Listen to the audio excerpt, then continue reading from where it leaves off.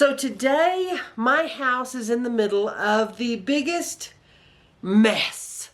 Oh my goodness, my anxiety is just humming, as you might guess. It is just chaos. But you know what? That is completely normal. So we're going to talk a little bit about moving, decluttering. When you've got a big declutter to do or you're moving, we're going to talk about the overwhelm you get. It usually hits you right off the bat as you start dragging things out. So we're going to talk a little bit about that and some things you can do to make it better. Coming up next.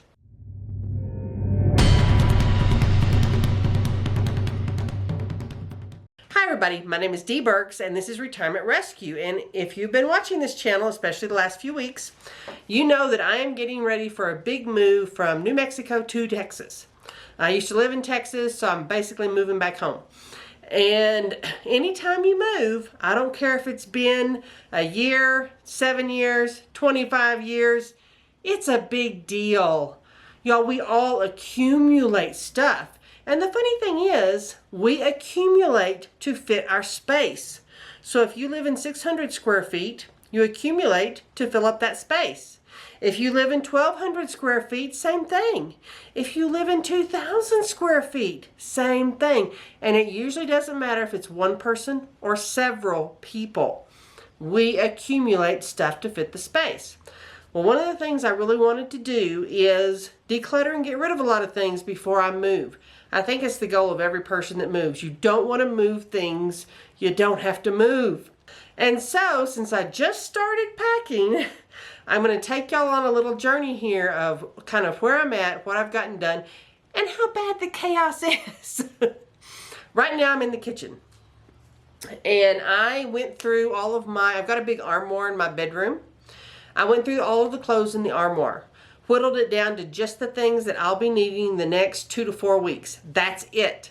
And yes, I'll be wearing a lot of the same clothes. You don't need a full wardrobe for a month, believe it or not. You could probably live out of a suitcase or two. So my goal is to get my clothing down to about that level. Pack everything else. Everything's got to go in a box. You're going to hear that over and over in this video. The main goal is to get the things in the box. I know it's really easy when you first set out to sit and think, okay, I'm going to have a plan. I'm going to do the bedroom, and then I'm going to do the kitchen, and then I'm going to do the back bedroom, and you have this plan. But what happens is, as you start doing things, you get overwhelmed.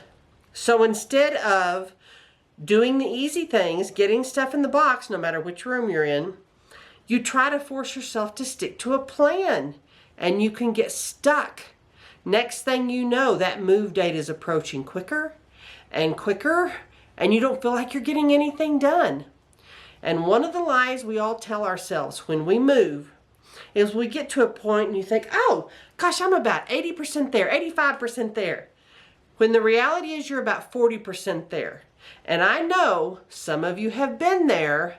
When that moving truck shows up, whether it's a U-Haul or a commercial mover, and you start to panic, you're dumping drawers into boxes, you're throwing things in because you are not ready. Don't let that be you. There's no reason to panic at the last minute. You can get so much done ahead of time, but you have to work with yourself because we all lie to ourselves about how much we have to do. Now, one of the very first things you have to overcome, and this happens to me too, is to stand in a room like the kitchen and go, okay, man, where do I start? Knowing where to start can really trip you up. It doesn't matter. Just start where you are. This morning, I'm cooking my bacon and eggs, and I'm starting to pack things into a box. Coffee cups, wine glasses, only keeping enough that I need. I'm not worried about which room am I supposed to be in today. I have boxes in every room. I just pack as I go. And that is a great technique. But you have got to be able to deal with the chaos. You're going to be living in chaos for weeks. By the time you get everything packed, you finally get it loaded. Then you go to the new place. You get it unloaded. Then you have to unpack. It's a lot. It's a lot of chaos. And that's okay, but you have to embrace that chaos or you get stuck and you don't move forward. The chaos that is this kitchen right now, I'm going to let y'all see this. These are my boxes. And just like in every room, I have a box of things that I am going to sell. This is a bag of things I'm going to donate. This is a bag of trash over here. I have this same setup in several places. So I always have a place to put things that I don't want to pack. That's a good trick. You don't want to stop and say, yeah, I'm going to set that aside and I'll come back to it. No. If you hesitate on any something, then it's a keep. Just go ahead and keep it and put it in a box. Get through it. Don't let it stop you. If it's a throwaway, throw it away. If it's a giveaway, put it in your giveaway box or bag. Now let's take a little tour right quick. Hello, Gracie May. Who's being a good girl today? Oh my goodness. Who's being a good girl? Okay, this is the hallway. And I know it's a little dark in here, but I have the same setup that I have in the kitchen. I have a bucket of things I'm going to donate, a bucket of things I'm going to sell, and my trash bag I just took out. I have this same setup in several different places. This bin system really keeps you from getting stuck. In this room, which is the room I normally film in, I'm using it to hold some boxes. This room is relatively empty most of the time. I film in here, I have a spare bed in here. So there's not a lot to pack in this room, so I'm letting it hold some packed boxes. The cat tree is going to go. This is the room of mighty chaos. Yes, it is chaotic. And this is what happens when you start pulling everything out of closets, you pull everything down off shelves. It is very chaotic. But in this room too, I have a bucket of things I'm going to give away, a bucket of things I'm going to donate, and a bag of trash.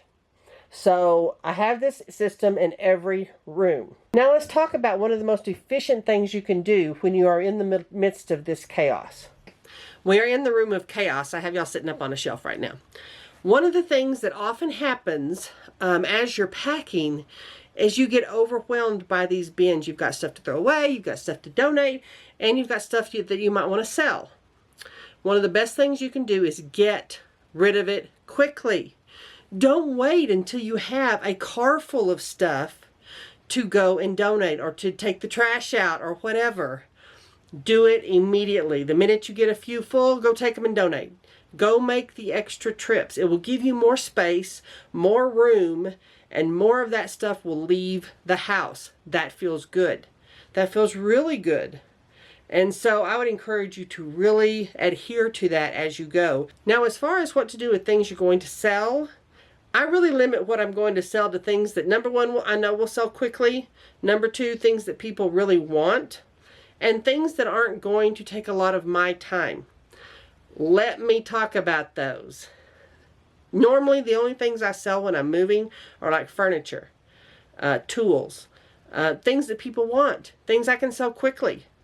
Things I don't sell is like clothes. I donate those. It's not worth the 25 cents or $1 or whatever you might get at a garage sale for your time to have to do it. So I don't mess with those things.